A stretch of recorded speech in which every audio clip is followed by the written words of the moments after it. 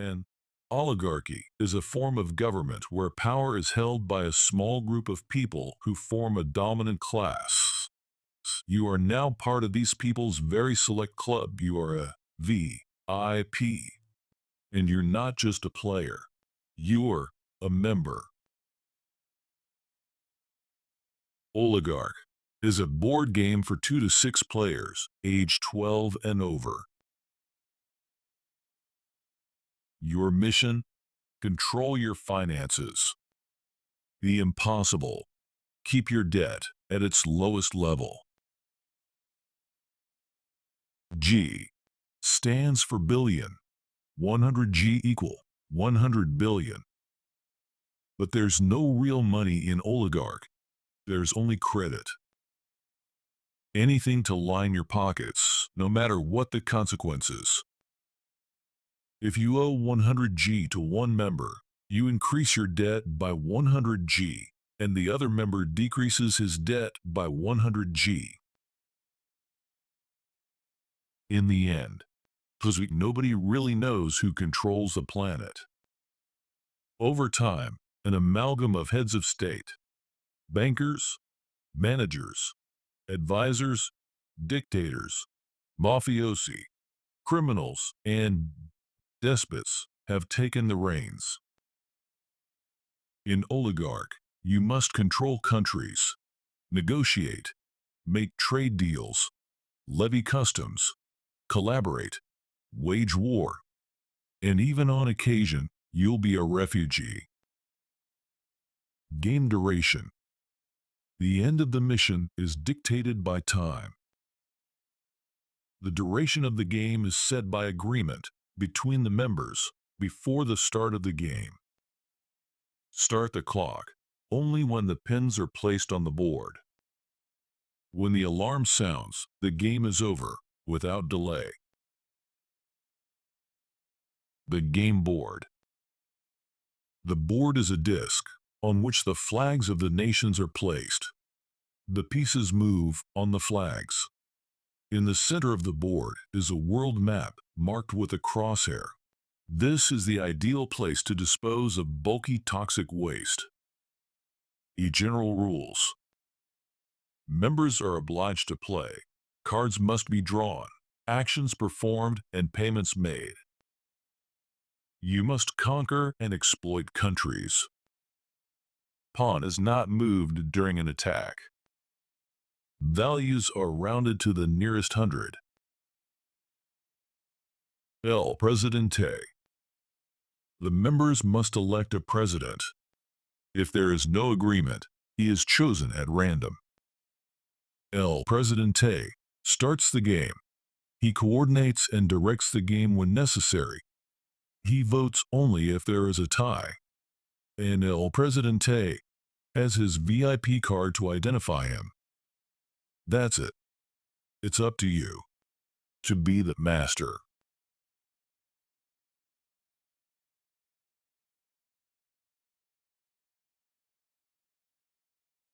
The Oligarch game includes the following equipment. The board is a neoprene playmat with the flags of the nations.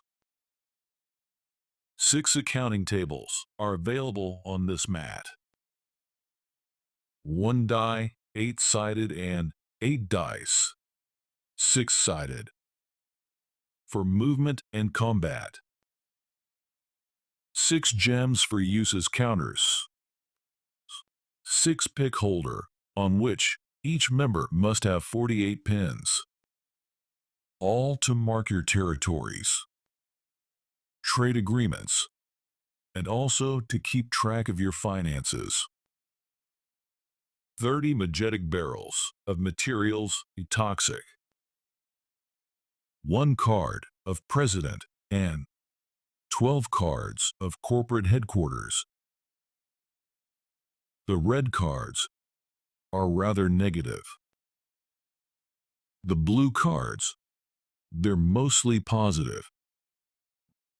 The green cards are your tax havens.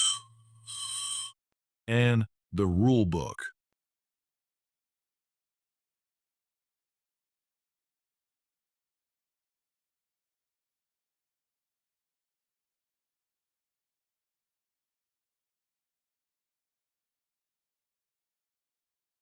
Here's how to set up Oligark game board. First, prepare the accounting tables. Each member uses a color of pushpin on their accounting table. Members already have debts at the start of the game. Members must have exactly 7 pushpins on their accounting tables. You must place 1 pushpin in the 600G income, 1 pushpin in the 800G expenses, 4 pushpins on the 1000G debts, and 1 pushpin on the 0. Now prepare the game board for the Big Zazani. During the Great Zazani, each member can seize countries that he covets simply by sticking a pin on the target at the base of a flag. The number of pins to use for the Great Zazani varies according to the number of members to play. See the rules in this sense. To do this, each member must take in his hand the number of pins that he will need to use. At the signal of El Presidente, all members simultaneously stick all the pins that they have in hand. Only 1 pin per country, and priority to the first to arrive. Suggestion: 2 adjacent country blocks with the same color of pin will be able to establish a trade agreement, which will generate additional income later in the game.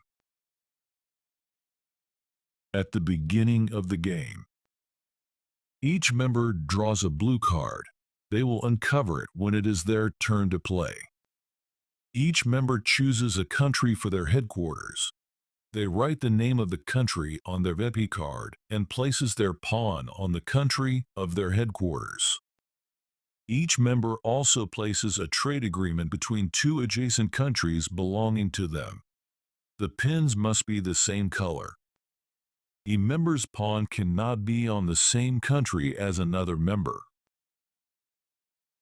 Here is an important note.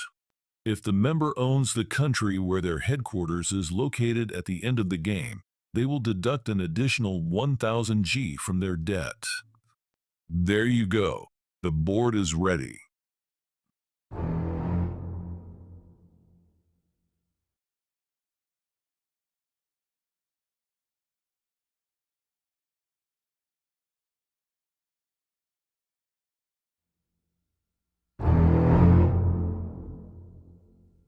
Here are the rules for playing Oligark.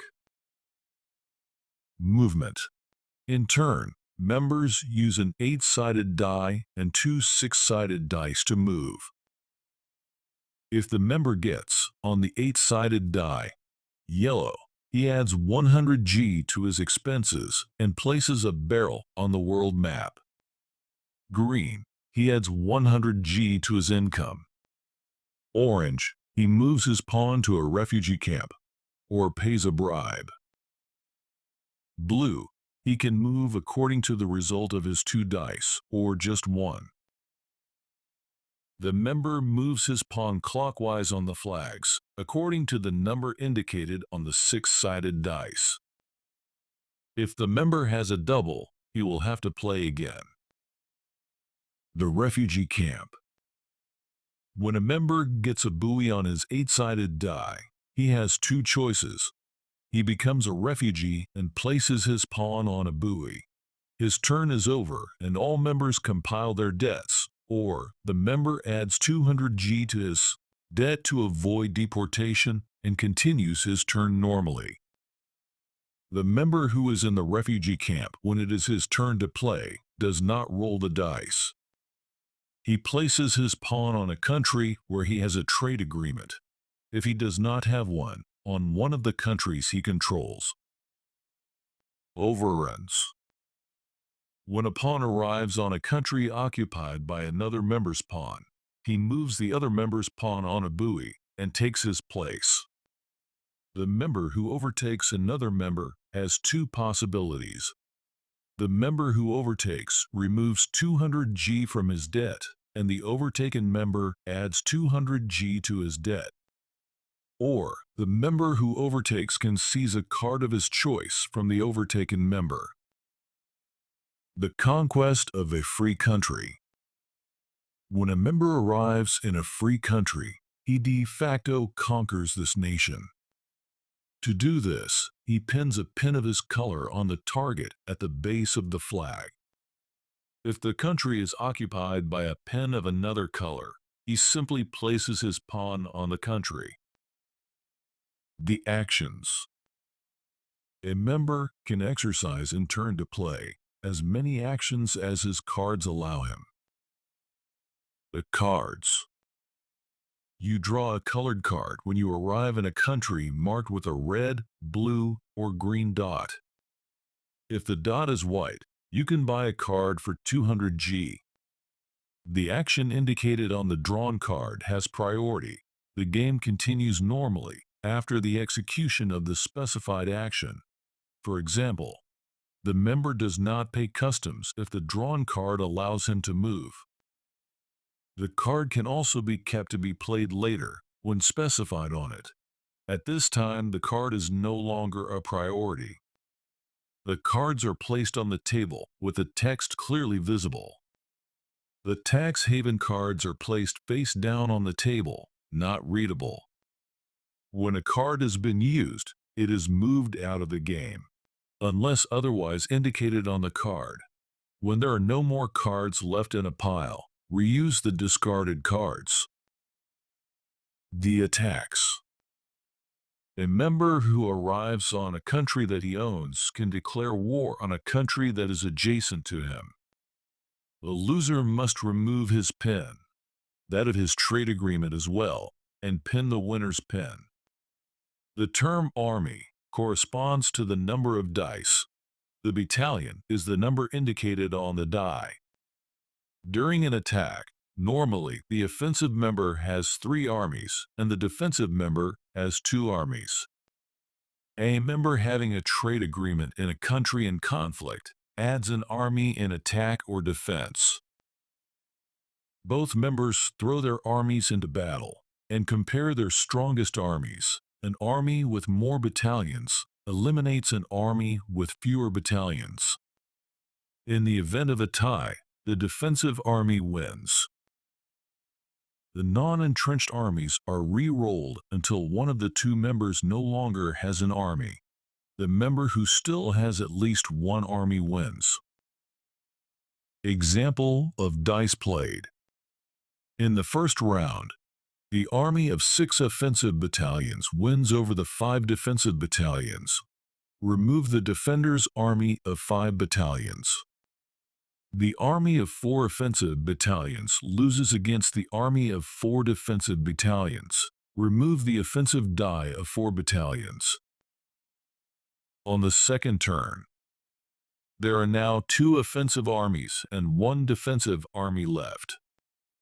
Reroll the remaining dice. The attack continues until a member has no more armies. Customs. A member immobilizing his pawn on the territory of a trade agreement of another member adds 300 G to his debt, and the owning member removes 300 G from his debt. Watch your borders. It is up to the owning member only to claim his customs duty. Customs can no longer be demanded if the member has finished his turn. Attacks take priority over customs payments. A member must not point out that another member is on a territory with a trade agreement. It is up to each member owner to monitor his borders. If a member contravenes this rule, it is up to him to pay customs. Mutual aid, cooperation, except in the case of customs. A member must indicate to another member if he forgets to do any action. Democratic voting. In case of disagreement, voting is used. Any member can request the vote. The proposer must be seconded. The vote is done by show of hands.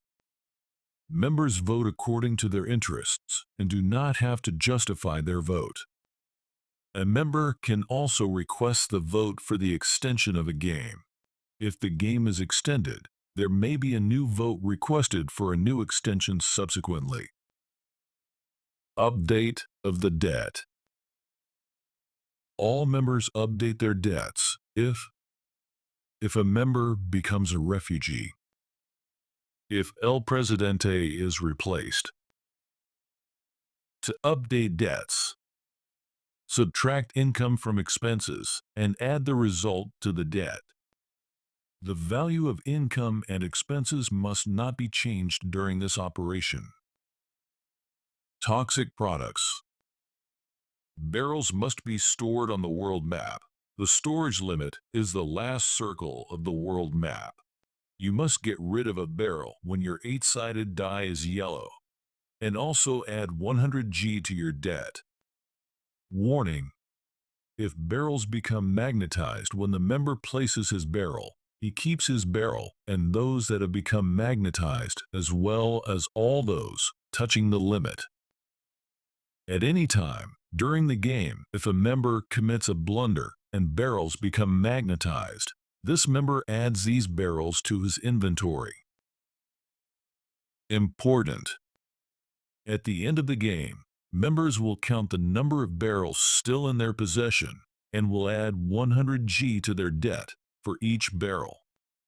Members who no longer have a barrel will remove 100 G from their debt for each barrel on the world map, divided by the number of members who no longer have a barrel. The trade agreement. A member who is on a country that he owns can conclude a trade agreement with another of his countries that is adjacent to him. To do this, the member pins a thumbtack between the two flags and adds 100 G to his debt. The elimination of a member. The member who eliminates another member will be able to remove 500 G of his debt at the end of the game. He then takes possession of the eliminated member's headquarters card. The lack of resources. A member who has no more pins and who must use one must take a pin on one of his countries. The country becomes free. If he has a trade agreement on the country, he also loses it. The dismissal. If El Presidente is dismissed, the member who took the action takes his place. This member then becomes El Presidente, and all the members compile their debts. The new president receives a tax haven card as a welcome gift. End of the game and final debt count. When time is up, each member updates his debt one last time. In addition, the member adds to his debt 100 G for each barrel still in his possession, 100 G for each credit card he still has in hand. The member deducts from his debt. Members who no longer have a barrel remove 100 G from their debt for each barrel that are on the world map, the whole divided by the number of members who no longer have a barrel. 500 G for the elimination of a member. 1000 G if he owns the country of his headquarters. 100 G for each pin of his color on the game board. The total value of his secret accounts in tax havens. The member with the least debts wins the game.